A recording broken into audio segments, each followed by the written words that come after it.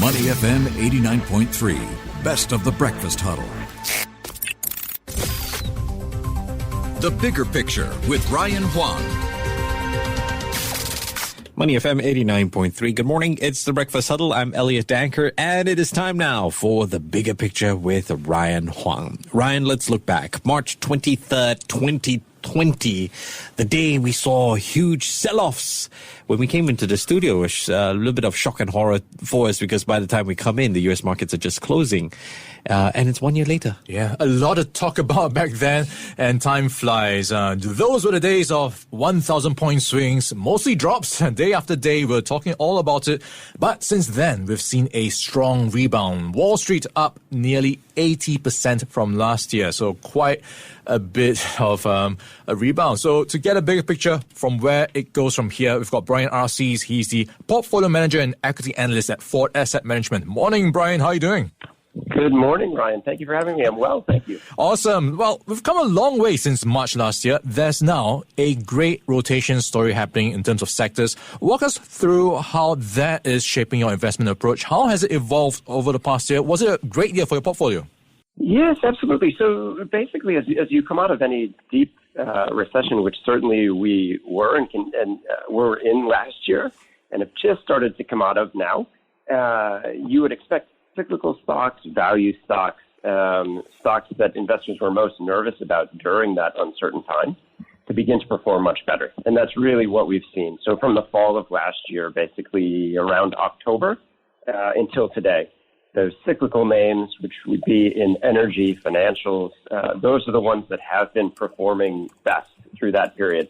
Where the growth names that were previously leading the market, as you're well aware, have lagged a bit. Still positive returns, but certainly underperforming those cyclical names. And overnight, of course, Brian, we've heard from Jerome Powell and Janet Yellen acknowledging that market valuations are pretty high, but they are not concerned yet about it being a risk to the financial system. So if you just zoom in on the valuations right now, I imagine with a strong rebound in the past year, it's going to get a bit tougher to find winners right now. No, absolutely. I mean, we are long-term investors. We're always forecasting earnings sort of 3, 4, 5 years into the future. But even that being said, valuations are at the high end of what would be considered sort of a reasonable range. But you do have to take a step back and pair that with the GDP growth that's expected to come through for 2021 and even 2022. So this should be, 6, 7, even 7+% GDP growth in the U.S. for this year, and mid-single-digit GDP growth for next year. Certainly portends fairly robust earnings growth for most of the market. So while the market's expensive, I wouldn't say that it's necessarily in bubble territory. And of course, inflation is on your radar. And over the past few weeks and months, we've been hearing about how Fed Chair Jerome Powell has been saying inflation is coming, but it's going to be transitory. What's your take on where the inflationary pressures will be coming from, and where are the bond yields going from here? Yeah, so in our mind, it's reasonable to expect, coming off of the backdrops that we had last year, there's a lot of supply chain bottlenecks that are coming through. For example, shipping containers are in quite short supply, such that you see the rates for shipping containers tripling on a year-over-year basis. Food prices, similarly, are at a 6-year high. Appliances in the U.S. are growing in price 6-7%. So that, coupled with the unprecedented stimulus that we saw, not only in the U.S., but globally, sort of 25% of GDP will be injected in the economy over a 12 to 18-month period. So it's reasonable to expect inflation to begin to come through. I think at this point, it's not unreasonable to expect it to be transitory. But that being said, I think we need to be aware of the fact. At Ford, we always deal in probabilities, and I think that we would be remiss if we didn't at least put some probability of the fact that inflation, given the amount of stimulus that's been put in place, won't be transitory, but it may be longer lasting than investors expect. So in that environment, back to your question, from here we would continue to expect bond yields to rise. Yeah, so with those rising bond yields, Brian, what does this mean? Because we are also tracking the possibility of more stimulus on the horizon. We've just got the $1.9 trillion package passed. We now are talking about a infrastructure bill. And on top of that, you might have also tax hikes. So how does all that play into the inflation story, especially the US dollar, which has actually been rising year-to-date 2.6%? Yeah, exactly. So, I mean, in the past sort of 2-3 days, the number that's been bantered about as far as infrastructure stimulus in the U.S. goes is around $2 to $3 billion, which is obviously, again, a massive amount. Not necessarily coming through, obviously, in 1 year, but even over a 3 to 5 year period, it would be a significant increase. We would expect that would add to the inflationary pressures that are in the economy.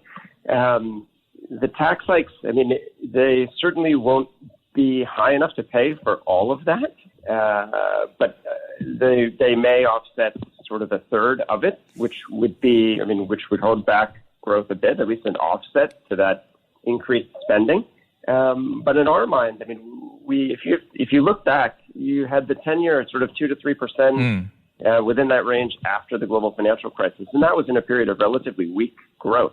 We're going through a period of certainly stimulative-led, but much greater growth. So it's not unreasonable to expect the 10-year to be higher, materially higher than it is today. Yeah, Brian, so I'm also looking at the US dollar because for an Asian investor, it's not just inflation they have to worry about, but also the value erosion from foreign exchange. What's your take on where the dollar is going from here? Yeah, so we do expect, I mean, rising yields, I think, are certainly positive for the dollar, but in our mind as well, the growth that the stimulus will have is also quite strong for economies and currencies outside of the U.S. So on balance, we're quite comfortable being invested outside of the U.S.